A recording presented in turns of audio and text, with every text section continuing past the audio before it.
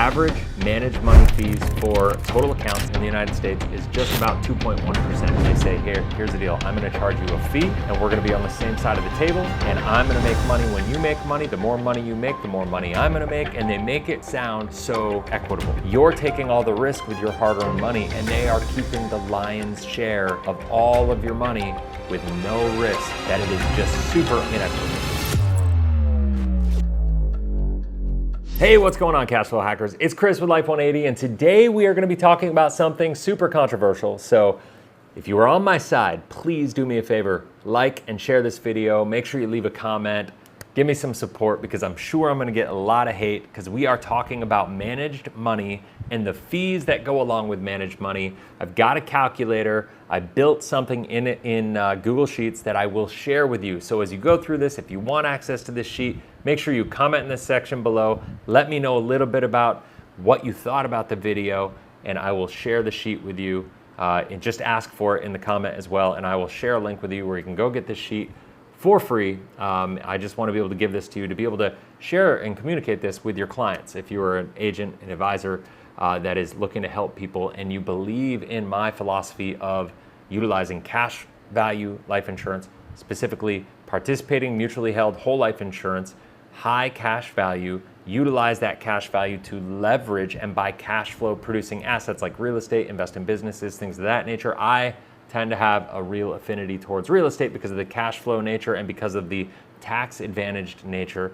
No tax deferrals, but actual tax deductions, right? Like not your typical IRA and 401k tax deferrals. We're talking real tax deductions. And that's what makes real estate so powerful when combined with whole life insurance. It's a process in which I've deemed cash flow hacking. You can go to cashflowhackingbook.com, get a free copy of the book, or you can go to Amazon and get it for 20 bucks. Totally up to you. But either way, let's get into this. Now, let's talk about traditional finance. What's going on? Now, Forbes.com has said that the average managed money fees for total accounts in the country, in the United States, is just about 2.1%. When you think about a 2.1% average managed money fee, what I'm going to show you in this video is only a 1.5% managed money fee total between AUM fees and managed money fees from the bigger, higher up companies, mutual funds, stuff of that nature. And so what I'm going to show in this video, and I'm going to walk through a process and show you the calculator and show you how it all works. But what I will show you is the fact that when you save money with a money manager that does AUM, assets under management, and they say, here's the deal, I'm going to charge you a fee, and we're going to be on the same side of the table, and I'm going to make money when you make money. The more money you make, the more money I'm going to make, and they make it sound so equitable. They make it sound so fair. But the reality is you're taking all the risk with your hard-earned money, and they are keeping the lion's share of all of your money with no risk on the downside. You are taking all the downside risk. They are taking so much of the upside gain that it is just super inequitable. And so what we're going to do in this video is I'm going to go through this Excel sheet, or I guess Google sheet, and we're going to talk about it. So let's do it. Now, like I said, if you are interested in this, just let me know and we can go. I will share it with you. It is the cost of managed money. So let me lay out the kind of the criteria here, what I've built here. You can see here that we have a person earning $50,000 a year, right? This is $50,000 a year. They are saving 10% of their income, okay? So this is so $5,000 year one. We're assuming 8% returns, okay? So you can see 8% of 5,000 is 400 bucks. The account value is 5,400. Then we take into a managed money fee of $54, which is 1% of 5,400, and also investment fees of 50 basis points, which is like typically what you get in inside of investment accounts, like whether it's somebody you're paying to actually have a managed money portfolio or something that's inside of a 401k or something of that nature. You have both of these fees that get included in there. And there are all sorts of, and a lot of these 401ks and other investment accounts are additional fees, but I'm trying to keep this really simple because the story is scary enough just with what I'm showing you here. So you can see year one, it doesn't look that bad, right? It's $81, but What I want you to see here, though, is that you have $81, and $81 in managed money fees doesn't sound like a lot when you're talking $5,400, but when you look at the fact that you actually had a gain of $400 and you had $81 in fees, you're talking about 20% of your gain is actually taken away, right? You've had $400 in gains, but you paid $81. That's 20.25% of your gain is actually gone in fees. So you don't have $5,400 at the end of the year, you have $5,319, right? And so you could see here on the far right, I have the potential of the account growth without managed money fees. Because this column right here, by the way, this is the column that is marketed, right? This is the column that is marketed as like if you invest and you buy and hold and you invest in the S&P 500 or anything, this is what is marketed as your potential account value, right? And so once again, I always say compared to what? What I think is really important to understand here as we go through this, people are always saying whole life insurance is expensive, right? I think by the time you get to the end of this, you're gonna see how managed money is way more expensive. So what I want to do is, so you could see here, I'm gonna just focus on the first couple of years, and then you can see down here at year 18, when they're 40 years old, I threw a little wrinkle in the plan. We had a negative year, and I'm gonna show you a couple variables that happened there. But year 2, you could see we did the same thing, contributed. What I have is the income is going up at an inflation rate, so we're considering cost of inflation. And the cost of living increases and all this stuff with people's wages and income going up by 3% per year. So the 50,000 becomes 51.5. So I'm really trying to be accurate with this, saving 10% of this. So the savings that year goes up, 8% returns. And then you can see that, the managed money fees are cumulative. Once again, total fees, we have $837 in returns. And then we have $169 in fees. Once again, it's about 20.2%. So it's kind of a gross thing to see that 20% of your gains every year are going to fees. 1.5% doesn't seem like a big fee, but it really adds up and it really catches up to you. This is the catch that's happening in almost every investment account that people are investing in with 401ks, IRAs, stuff of that nature, right? And so I do the same thing. Income goes up by 3%. Contribution savings is 10% of your income.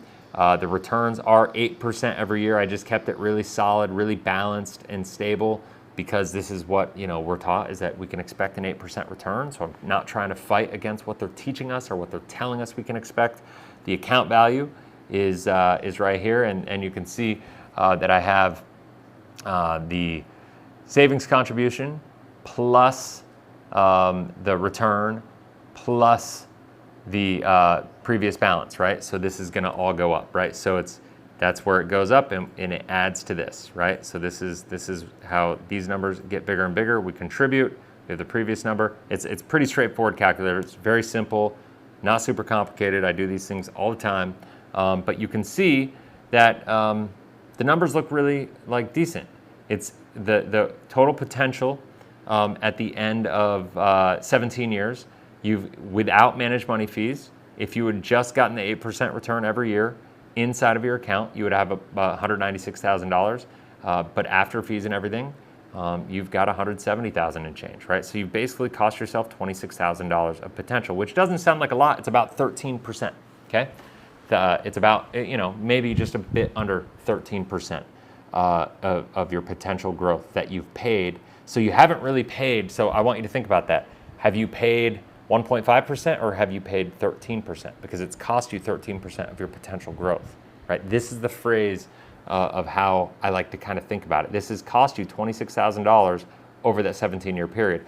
But here's where it gets ugly, because the reality is I'm not gonna have to work hard to convince you that during the first 16 years, I guess this is, that this is showing a positive year every single year. And the reality is the economy is not gonna be positive every year for 16 years in a row. We're gonna have negative years. So what I wanted to do was throw a wrinkle in here.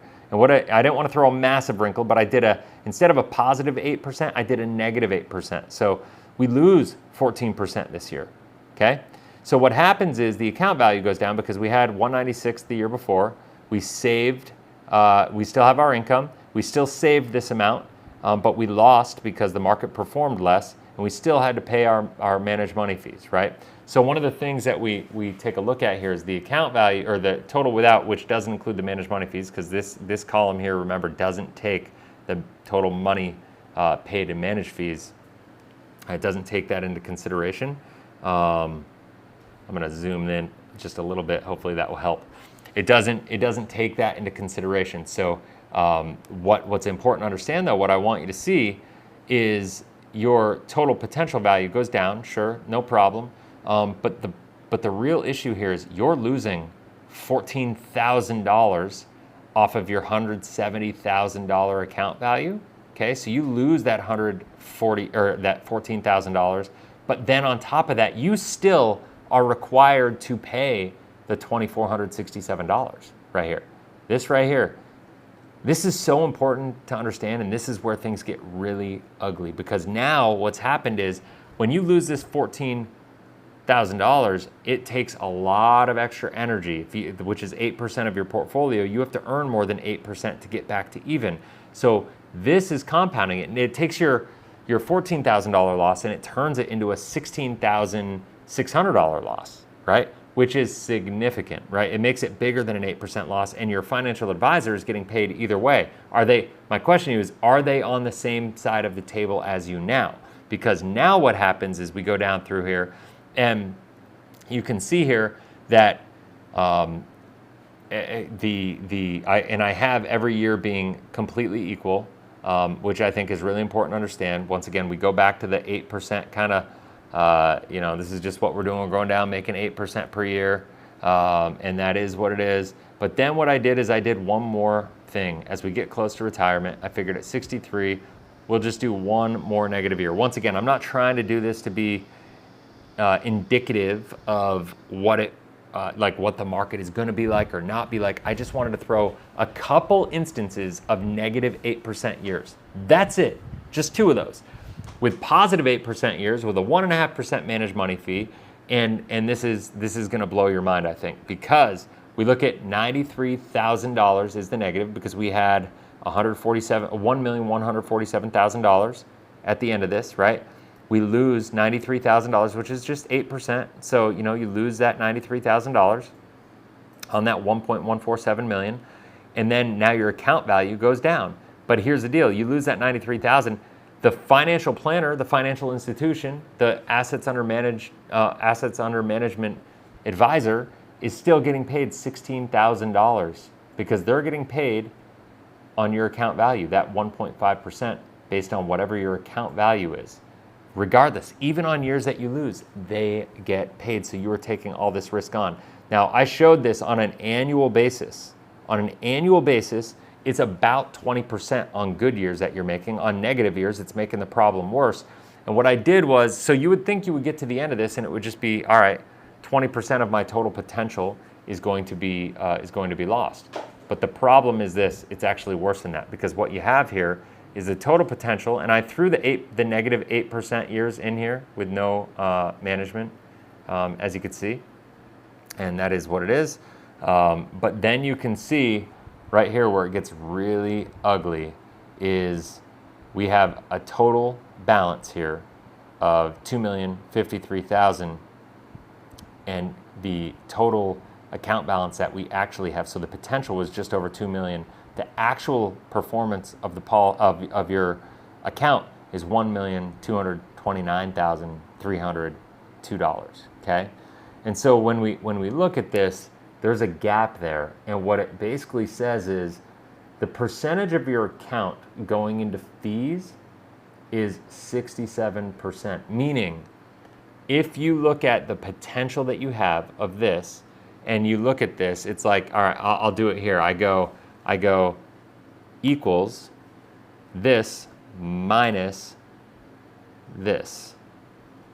Now you have $824,000 is the potential gap. This is what it's costing you in paying these total fees, right? And so now when I go total assets paid into management, and I go sum equals sum and I go here, it's $258,000, but there's an opportunity cost because you lose the ability to, so that it doesn't seem so bad because of the fact that that $258,000 is what the advisor is paying.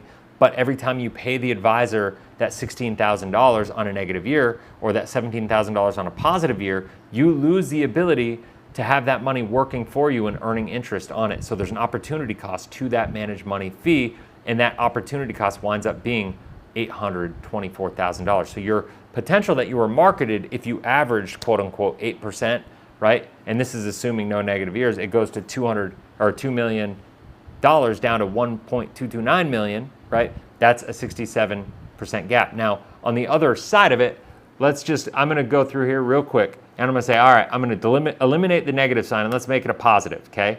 It brings it up, and then I'm gonna take the negative sign away here, okay? It'll bring it up, and boom. So it brings it up, and we are good to go, right? So now we go down here, we got 2,462,000 as the potential, right? We have $294,000, and we have $893,000 is the gap now, okay? And so now, if we look at this, I wrote 50%, I thought it would be about 50%. It's actually 56.94%. So if you never have a negative year, then obviously it's not as bad. The negative years, and I only threw 2 negative years in there, right? So if I go 56 divided by 67, that's a 17% increase in the actual impact on the negative impact on your fees that you pay in to manage money with just 2 negative years. Here's the reality, 30% of the time, so out of this time frame, 24 to 65, which is, let's just call it a 40-year period, you're gonna, instead of having 2 negative years, you're gonna have probably 12 negative years. So what is that gonna do? This is one of the biggest reasons that people are getting to retirement and they're not getting where they wanna be. They don't have the amount of money they thought they would have, and they feel like they've been misled. And I always say, the three most important words in personal finance are compared to what, right? So when we look at this and when we think about what's happening with our money, how are we planning for the future? What are the real implications and costs of whatever financial strategy we have? These are the things that we need to consider. And so when we start thinking about, and this is something I deal with every single day when I start battling with people about my strategies and philosophies. One of the big things that I tell people is you need to align your money with your values and beliefs. Putting your money outside of your control, giving it to a money manager, having them be in control of your success, giving them all the upside or a lot of the upside with none of the risk, which is exactly what you're doing, and hopefully now maybe you see that for the first time clearly, is probably not in alignment with your values and beliefs. We need to stop thinking about rate of return and start thinking about rate of result, i.e., what life am I after? How do I actually utilize my money to go create that life? That is the key. That is what we're talking about. And so what we do is implement the process that I mentioned called Cashflow hacking. If you've ever heard about infinite banking, it's very similar to infinite banking in utilizing a whole life insurance policy, but instead of just using it for just random purchases and other lifestyle stuff, whatever, we utilize it specifically for cash flow producing assets that provide us not just with cash flow, but with appreciation, with inflation protection and hedging, and the fact that we're gonna get actual tax deductions. That's what we're talking about with cash flow hacking. So if you wanna get that book, go to cashflowhackingbook.com, get your free copy, go to Amazon, get it for 20 bucks. If you don't want to give me your information and get on my email list and all that stuff, just go to Amazon, because I promise you if you get the book, we're going to reach out to you. It is what it is, but we just want to help. We just want to, have a clarity call with you and see if we can help you learn about what we do, and if we can help you align your money with your values and beliefs. To me, that's what this is all about. So hopefully this makes sense to you, because a lot of people, a lot of the financial advisors that like to come at me and fight with me and be like, oh, whole life is expensive and this and that. I got news for you. Whole life is not expensive. I want to take one thing. I want to show you. I actually want to take 1 minute and show you just a thing on how whole life insurance is not expensive. I wasn't going to do this, but now. So, all right, so this is a video I did. Picked a perfect video. Look at this. It's like I planned it and I didn't. It's amazing. So here's the cool part. This is, you can see here, I want to focus on this for a second. It's a 30-year investor, 30-year-old investor, super preferred. So we did a young person who can afford some money, and I did this as an example, showing somebody with $60,000 they could front load, $10,000 a year in the premium, ongoing, going down. And what we did was we talked about the idea of being able to buy cash flow producing real estate. What this process does is it allows the person to buy 5 houses in 10 years. I've got another video that walks through this. That is not the purpose of this video of what we're trying to do. But I'm just trying to show you, by utilizing this strategy, and why people say whole life insurance is all this expensive product. Well, if I could show you a way that you could start off with $60,000, save $10,000 a year, go down, that by the time you're 65, right, you're going to have $799,000 of cash value, okay? You're going to have $1,177,000 of death benefit, but on top of that, you're going to have all this other real estate. You're going to have real estate going up. I don't even know what the numbers I went through here, but the total value I could see here with all the real estate, with the appreciation and with the assumed values and everything, we're talking about $5,354,000 in real estate, right? Like, so we're talking about huge numbers that provide inflation protection. That's one of the reasons that this happens, because real estate, we're assuming a 5% growth every single year. That's one of the assumptions, base assumptions that I go on with real estate from a long-term perspective. Not that that'll be that every single year, but that is kind of what the market has done. It provides tax advantages and it provides cash flow at 65 years old. It's not just that you have that, but what we do with the cash flow hacking is show you how you'd have about $321,000 a year, which right now sounds like a really big number, but if we're talking 35 years from now, $321,000 is probably the equivalent of $150,000 to $180,000 in cash flow today. So when we compare utilizing whole life insurance to this traditional financial vehicle for somebody who can save 20% of their income at $50,000 a year, which is the example that I used, which I got lucky and picked this illustration to do it. This is the power. We can do all of this together. And I think when you see the value in this, and I really encourage you to schedule a clarity call, set up a time with one of the guys on my team, because one of the coaches on the team, because this is one of those things, you either get it right and you take control of the results in your life, and you can literally follow this process that I'm going to show you here, that I didn't go into super detail, but one of the coaches is happy to do it.